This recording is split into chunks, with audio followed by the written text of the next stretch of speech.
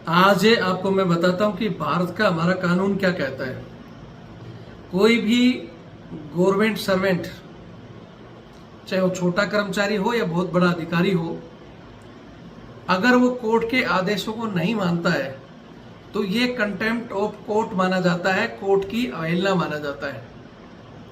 और कोर्ट की अवहेलना होने पर कोर्ट डायरेक्ट उस अधिकारी को नोटिस जारी कर सकता है, गिरफ्तार करके कोर्ट में बुला सकता है और 6 महीने की जेल कर सकता है, जुर्माना भी लगा सकता है। आज ये बात मैं क्यों कह रहा हूं कि दिल्ली हाई कोर्ट के आदेश को एक हमारे सीओ साहब मानने से मना कर रहे हैं। दिल्ली हाई कोर्ट ने 13 मई 2026 को एक हवलदार की पेमेंट तुरंत चालू करने का आदेश दिया और 15 दिन में जवाब दाखिल करने का आदेश दिया, लेकिन 25 मई तक इन्होंने जवाब नहीं दिया और आज जवाब दिया है तो उसको तोड़ मरोड़ कर पेश किया है। एनसीसी के एक सीयू साहब जो आदेश को नहीं मान रहे, लेकिन जो ये जवान है इन्फेंट्री का, इसके सीओ टेलीफोन कनेक्शन के नाते मिली भगत से उस सीओ का साथ दे रहे, अपने जवान का साथ नहीं दे रहे। ये भी कोर्ट के अवमानना के दोषी हैं। आज इस केस में मैंने एनसीसी के सीओ साहब, इनके इन्फेंट्री के सीओ साहब, सेंटर कमांडेंट साहब और मेजर साहब से मैंने बात की है। आगे मामला क्या होता है हमें पता नहीं, लेकिन अब हम दिल्ली हाई कोर्ट में अवमानना का केस दाखिल कर रहे हैं, जिसमें हम डायरेक्ट इन लोगों को पार्टियां बनाएंगे। मैं एक आर्मी पर्सन होने के नाते मेरा फर्ज बनता था कि किसी अधिकारी के ऊपर अवमानना की कार्रवाई शुरू ना हो। इसी कारण मैंने अपने सेंटर कमांडेंट से, उनके सीओ साहब से बार बार फोन कर रिक्वेस्ट। सबसे पहले आप ये देखिए मुख्य विवरण, case detail, case number, content case C 852/2026, आदेश की तारीख 13/5/2026, न्यायाधीश माननीय न्यायमूर्ति सचिन दत्ता, ऑनेबल मिस्टर सचिन दत्ता। याचिकाकर्ता पिटिशनर राजीव कुमार चौहान, प्रतिवादी रिस्पोंडेंट राजेश कुमार सिंह और अन्य। राजेश कुमार सिंह आप सभी को पता है, जो हमारे चीफ सेक्रेटरी हैं रक्षा मंत्रालय के, उनको पार्टी बनाया गया था। अन्य में जो एक एनसीसी के सीओ और हैं जो आपको बताएंगे। आदेशों का मुख्य सार, समरी ऑफ ऑर्डर। मामला क्या है? याचिकाकर्ता राजीव चौहान ने कोर्ट में यह शिकायत अवमानना याचिका दर्ज की थी कि कोर्ट द्वारा पिछले आदेशों की तारीख 6/4/2026 और 27/4/2026 में जो निर्देश दिए थे, प्रतिवादियों ने जानबूझकर उनका पालन नहीं किया। मूल मामला याचिकाकर्ता के एक जगह से दूसरी जगह ट्रांसफर तबादले के जुड़ा था। याचिकाकर्ता की दलील। याचिकाकर्ता ने वकील ने कोर्ट को बताया कि कोर्ट के पुराने निर्देशों के बावजूद विभाग प्रतिवादियों ने अभी तक याचिकाकर्ता के प्रतिवेदन रिप्रेजेंटेशन पर कोई विचार या फैसला नहीं किया। हाई कोर्ट का अंतिम फैसला और निर्देश। सभी परिस्थितियों को देखते हुए कोर्ट ने प्रतिवादियों को विभाग को मुख्य 2 निर्देश देते हुए इस याचिका को निपटा दिया। पहला, प्रतिवादी आज 13 मई 2026 से 2 हफ्ते के भीतर याचिकाकर्ता के प्रतिवेदन रिप्रेजेंटेशन पर विचार करें और उस पर एक उचित तर्कसंगत आदेश रिस्पॉन्ड ऑर्डर पास करें। दूसरा निर्देश, प्रतिवादियों को यह भी आदेश दिया कि यह याचिकाकर्ता की जो भी बकाया सैलरी, आउटस्टैंडिंग सैलरी बनती है, उसे तुरंत रिलीज जारी किया जाए। ये दिल्ली हाई कोर्ट का आदेश था, लेकिन इस आदेश को भी नहीं मान रहे हैं। सेंटर कमांडेंट से, उनके सीओ साहब से बार बार फोन कर रिक्वेस्ट की, लेकिन सुनने के लिए तैयार नहीं।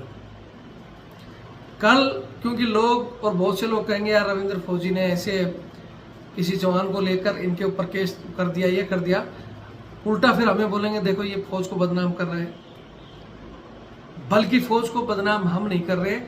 सबसे पहले मैं आपको ये भी बताता हूं कि ये एनसीसी के सीओ साहब ने सबसे बड़ा झूठा जो उसमें लिखा है 25 तारीख के आदेश में कि भाई ये हवलदार एक नाबालिग गर्ल एनसीसी कैडेट से बातचीत करता था, इसका फोन हमने पकड़ा और इसको हमने सजा दी। और सजा भी क्या दी, 63 लगाकर सिर्फ फटकार दी। बल्कि जो हवलदार बता रहे हैं कि सर ये झूठा केस है, कोई शिकायत करता है तो आप उसको लेकर आओ। मैंने भी सीओ साहब से बात किया, अगर ऐसा केस है तो आप उस शिकायतकर्ता की दी हुई शिकायत या आपने कोर्ट ऑफ इंक्वायरी की है तो उसकी कोई कॉपी हमारे को भेज सकते हो। तो कह रहे हैं कि नहीं, वो मेरा मर्जी है, मैं किसको दिखाऊंगा। तो भैया आप कोर्ट को तो दिखाओ ना। कोर्ट में इन्होंने लिख दिया, जबकि किसी भी कैडेट की कोई शिकायत नहीं है, ना कोई पुलिस केस है और ना ही कोर्ट ऑफ इंक्वायरी कोई की गई है। क्योंकि वहां और भी बंदों से हमने बीच में बात की है जिनकी रिकॉर्डिंग हमारे पास रखी हुई है। मैं उन बंदों से भी कहना चाहता हूं कि अब ये फ्रेश झूठी कोर्ट ऑफ इंक्वायरी में अगर आपके साइन कोई कराता है और आप लोगों ने साइन किया तो कोर्ट की अवमानना के भागीदारी आप लोग भी होंगे। ठीक है, अगर उस बंदे ने किसी नाबालिग लड़की के साथ बात की थी, कोई उसका आरोप था, तो फिर इसको सजा देना चाहिए था। कानून जो कहता है उसके मुताबिक सजा देना था। आपने फटकार देकर क्यों छोड़ा? ये झूठा जो इन्होंने जवाब दाखिल किया है उसके आधार पर नेक्स्ट कार्रवाई इन सीओ साहब के ऊपर मानहानि का मुकदमा भी हम दाखिल करेंगे।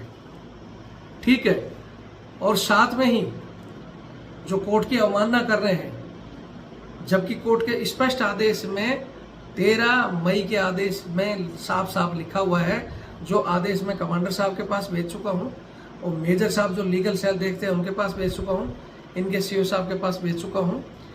और दूसरी तरफ इन्होंने एक तो लड़की का झूठा आरोप लगाया है जिसका कोई शिकायत और कुछ नहीं है। बोला हमने ऐसे ही हवलदार का फोन चेक किया था, जबकि हमारा इंडिया का कानून कहता है राइट टू प्राइवेसी, आप किसी का फोन इस तरह चेक नहीं कर सकते और बिना शिकायत किसी को सजा नहीं दे सकते, और शिकायतकर्ता आपके पास है ही नहीं। ठीक है, तीसरी बात, मनगढ़ंत कहानी इनके सीओ की तरफ से, सीओ साहब जवाब नहीं दे रहे हैं, इनके एसएम साहब से मेरी भी बात हो रही है, उसकी रिकॉर्डिंग मेरे पास रखी हुई है। मैं एसएम साहब को भी इस वीडियो के जरिए कहना चाहता हूं कि आपके मेरे पास भी रिकॉर्डिंग है और हवलदार राजीव ने जब जब इन लोगों से बात की है, सीओ साहब, एसएम साहब, हेड साहब, उन सब के बाकायदा हमने वो पूरा एक पीडीएफ बना लिया है। क्योंकि यूनिट ने जो कहा है कि 2 महीने से हमारे संपर्क में नहीं था, आप ये बात मान के चलो कि 2 महीने से हमारे संपर्क में नहीं था, इसलिए हमने इसको भगोड़ा घोषित कर दिया, डिजास्टर घोषित कर दिया, इसलिए हमने इसकी पेमेंट बंद कर दी। जबकि हवलदार राजीव मार्च से ही दिल्ली हाईकोर्ट में चल रहा है, दिल्ली हाईकोर्ट ने 2 बार रिप्रेजेंटेशन दिया है, वो सीओ साहब कर लेकर गया है, एक बार बाई हैंड दस्ती ऑर्डर भी लेकर गया है, और वो सारी की सारी कॉपी उसके सीओ के एसएम साहब के पास समय समय पर हवलदार जी भेजते रहे हैं। आज मैं वीडियो बनाने का मेरा मकसद है कि एक बार जो भी इस सिस्टम में ऊपर लोग बैठे हुए हैं वो भी इस पर विचार कर ले। अन्यथा ये सोचते हैं कि कोर्ट की छुट्टी तो चलती रहेंगी, लेकिन छुट्टियों में भी इमरजेंसी बेंच बैठती है और इसी बुधवार को फाइल करेंगे और हो सकता है इसी वीक में शुक्रवार या सोमवार तक सुनवाई भी कर देंगे। और फिर हम कोर्ट को भी कहेंगे कि साहब ये बार बार आप इन लोगों को समय देते हो, इसी वजह से ये सिर्फ बंदे को हरासमेंट और परेशान करते हैं और इसी वजह से बहुत से बंदे फौज से बीआरएस लेने के लिए भाग रहे हैं, इनके इस नाजायज परेशान करने के तरीके से। जब ये कोर्ट का आदेश नहीं मान रहे तो कोर्ट बुलाकर इनको अच्छे से निर्देश दे, कोर्ट में खड़ा करे और इन पर अवमानना की कार्रवाई शुरू करे, ताकि बहुत से जवानों को इसका फायदा मिले और ये जो अंग्रेजी मानसिकता रख रहे हैं इस मानसिकता पर कंट्रोल हो। मैंने बहुत कोशिश की बात करने की, लेकिन उसके बाद भी कहते हैं कि भाई हम बात नहीं करेंगे, हम अपनी तरीके से करेंगे। हमने तो मूवमेंट ऑर्डर पर एक सीओ साहब ने, एनसीसी के ने एक 19 फरवरी को मूवमेंट ऑर्डर दे दिया, वो यूनिट में पहुंच गया। तो सीओ साहब कह रहे हैं कि हम तो मूवमेंट ऑर्डर के आधार पर चलेंगे। मूवमेंट ऑर्डर के आधार पर चल रहे हैं, कोर्ट का ऑर्डर नहीं देख रहे। आप ये मान लो कि एक सीओ की बात सुन रहे हैं, लेकिन हाई कोर्ट के जज साहब की आदेश नहीं सुन रहे हैं। अब आप लोग भी इस वीडियो को पूरा देखें, कमेंट्स करें, और आगे हमें क्या करना चाहिए, कोई और सलाह देना चाहिए तो दे सकता है, नहीं तो हम अपने विचार से दिल्ली हाई कोर्ट में फिर फाइल कर रहे हैं और कोर्ट से भी गुहार करेंगे कि जब तक आप इनको नॉर्मल इसी तरह छोड़ देते हो, तब ये फिर किसी जवान को परेशान करते हैं। ऐसे लोगों पर कोर्ट सख्त कार्रवाई करे, या फिर हमारी सेना के जो बड़े अधिकारी हैं, मूक दर्शन जो बने हुए हैं, वैसे तो कहते हैं कि रविंद्र फौजी का हम वीडियो देखते हैं, वो बकवास करता है। हम कुछ भी करें, हम बकवास करें या जो भी करें, आपका फर्ज है ना इस वीडियो पर ध्यान देना। आप क्यों नहीं अपने सीओ साहब से पूछ रहे कि भाई दिल्ली हाईकोर्ट का आदेश आपने डिने कर दिया? मन मर्जी से झूठा अगर वो दिखा रहे हैं तो आप क्यों नहीं उन सीओ साहब से, हमारा को नहीं दिखा रहा, उस हवलदार जी को नहीं दिखा रहा, तो आप तो पूछ सकते हैं एनसीसी के सीओ को कि भाई अगर इसने कोई ऐसा आरोप है तो कोर्ट ऑफ इंक्वायरी की कॉपी दे। इनके सीओ ने क्यों नहीं उनसे कोर्ट ऑफ इंक्वायरी की कॉपी मांगी? बस टेलीफोन का कनेक्शन हो गया, अपना आप दुख पाकर बंदा आ जाएगा, उसकी पेमेंट बंद कर दो। जबकि उस बंदे का बच्चे का एक्सीडेंट हुआ, उसकी वाइफ बीमार है, उसके बच्चों के पेपर थे, और ऐसी परिस्थिति में उसका पेमेंट रोकना और उसके साथ इस तरह का व्यवहार करना जैसे कि वो हमारा देश का नहीं, वो दुश्मन हो, और उसके बाद में कोर्ट की अवमानना करना। मैं चाहता हूं कि इनके ऊपर कार्रवाई, आप लोग जो जुड़े हुए कमेंट्स करें और आगे हमारा मार्गदर्शन करें। और इस वीडियो के जरिए मैं एक बार फिर अधिकारियों से अपील करूंगा कि विचार कर लो। हम भी नहीं चाहते कि कोर्ट हमारी फौज को या इन अधिकारियों को फटकार लगाए, हमें भी दुख होता है। वीडियो देखें और शेयर करें। जय हिंद, जय भारत, वंदे मातरम। सबसे पहले आप एक इस पैरा को पढ़िए। अपराध। नवंबर 2025 में एक जांच के दौरान यह खुलासा हुआ कि उनके मोबाइल में एनसीसी की एक नाबालिग गर्ल कैडेट के साथ अपमानजनक चैट और कई अनधिकृत अनऑथराइज फ़ोन कॉल के विवरण पाए गए। सजा। इसे सेना अधिनियम धारा 63 अच्छे आदेश और अनुशासन का उल्लंघन करने के तहत अपराध माना गया। उन पर संक्षिप्त मुकदमा चलाया गया और औपचारिक रूप से फटकार रिप्रिमेंड की सजा दी गई। यूनिट वापसी। आरटीओ। लैंगिक असंवेदनशीलता के मामलों पर सेना की जीरो टॉलरेंस रीति और गर्ल कैडेट की सुरक्षा का सम्मान को देखते हुए उन्हें 19 फरवरी 2026 को मूवमेंट ऑर्डर देकर उनके मूल आरटीओ यूनिट में आरटीओ रिटर्न टू यूनिट दिया गया। सजा के आचरण और भगोड़ा घोषित करना। आदेश मानने से इनकार। आरटीओ किए जाने के बाद याचिकाकर्ता 24 फरवरी 2025 को ग्रुप कमांडेंट से मुलाकात की। ग्रुप कमांडेंट ने उन्हें ध्यान से सुना और अपनी मूल यूनिट वाइसराय रेट में। जय हिंद, जय भारत, वंदे मातरम। मैं रविंद्र फौजी। साथियों, आज मैं आपको एक एक कोर्ट के आदेश की कॉपी दिखाता हूं। दिल्ली हाई कोर्ट के आदेश को भी हमारे सेना के अधिकारियों ने डिनाई कर दिया। एक सीओ साहब के अहंकार, उसकी अपनी मैं की वजह से उस अधिकारी का ही साथ दूसरे सीओ साहब दे रहे हैं। और इस केस में मैंने उनके सीओ साहब से बात की, तो जो सीओ साहब जिद पकड़ कर बैठे हैं वो तो सुन ही नहीं रहे। लेकिन यहां एक हवलदार जी हैं जिनकी पेमेंट रोकी गई है, तो मैंने उनके सीओ साहब से भी बात की। तो पहले तो उन्होंने कहा कि मैं कहीं बाहर हूं और मैं अभी नया आया हूं, 7 ही दिन मेरे को आए हुए हैं, मैं इस केस को देखता हूं। लेकिन अब जब मैं उनके पास बात कर रहा हूं तो वो कॉल ही नहीं उठा रहे। उसके बाद मैंने इनके रिकॉर्ड में बात की, सीआरओ साहब से मेरी बात हुई तो सीआरओ साहब ने कहा कि भाई मुझे तो इसकी खास जानकारी नहीं है। उन्होंने एक मेजर साहब का नंबर दिया कि भाई ये हमारे एक लीगल टीम को देखते हैं, आप इनसे बात करो। वो मेजर साहब से मैंने बात की, उनको पूरा मामला समझाया तो उन्होंने कहा कि भाई जो कोर्ट का आदेश है उसकी कॉपी आप हमारे पास भेजो और हम कोशिश करेंगे। हालांकि सीओ साहब हैं वो हमारे को आदेश करेंगे तो हम पेमेंट चालू कर देंगे, हमारी कोई गलती नहीं है। मैंने मेजर साहब को यह भी बताया कि देखो अभी तक इस केस में जो पार्टी हैं वो एक एनसीसी के सीओ साहब हैं, दूसरा किसी को भी पार्टी नहीं बनाया है। अगर कोर्ट के आदेश के बावजूद भी वो सीओ साहब नहीं मान रहे तो अब हमें अगली तारीख पर वो सीओ साहब को भी पार्टी बनाना पड़ेगा। रिकॉर्ड के जो या तो रिकॉर्ड के अधिकारी या वहाँ के जो कमांडेंट साहब हैं उनका भी पार्टी में नाम देना पड़ेगा। तो उन्होंने कहा कि मेरे को थोड़ा समय दो, मैं देखता हूँ। लेकिन मेरी बात होने के बाद भी आज 1 हफ्ता हो गया, टेलीफोन हर तरफ घूम गया, लेकिन इन्होंने एक जवाब दिया। मैं आपको बताता हूं कि वो जवाब सरासर गलत और उसमें जो भी तथ्य हैं तोड़ मरोड़ कर पेश किया गया है और सीधा सीधा कोर्ट की अवमानना की है इन्होंने।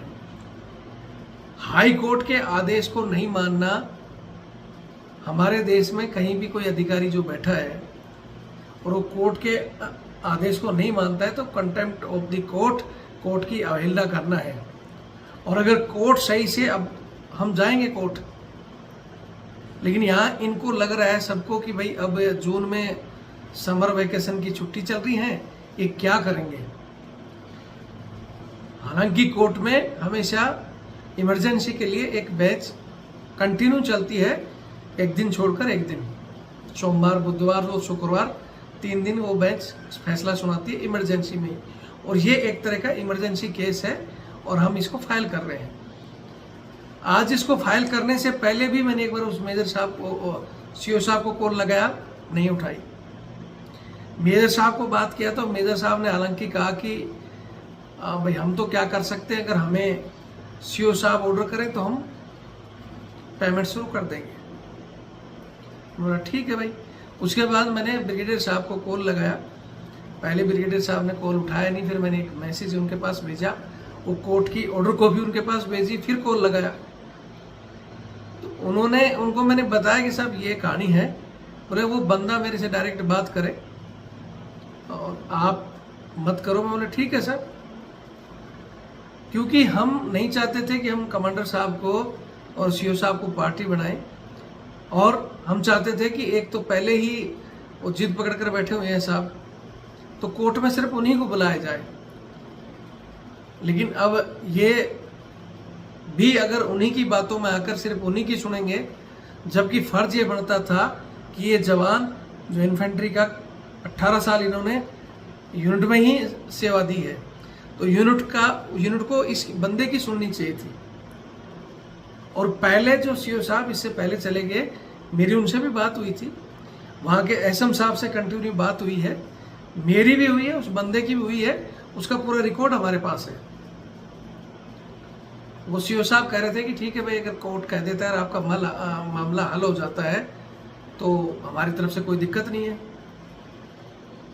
लेकिन जाते जाते उन्होंने इस जवान को डिजास्टर और भगोड़ा घोषित कर दिया और इसकी पेमेंट रोक दी।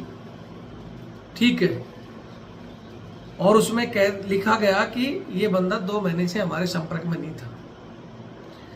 आज के युग में जो कि पूरा डिजिटल युग है, हर चीज का प्रूफ है, और प्रूफ होने के बाद में अगर ये भाषा ये लिख सकते हैं तो आप मानोगे कि पहले क्या होता होगा, जहाँ कोई रिकॉर्ड ही नहीं था, जहाँ सिर्फ एक ही जवाब दे दिया गया था, ये बंदा आया नहीं, ना इसने हमारे से बात की, कोई चिट्ठी नहीं आई। मतलब आज के युग में पूरी टेक्नोलॉजी के समय में भी अगर ये जवाब दे रहे हैं तो इनका उस समय क्या जवाब रहा होगा।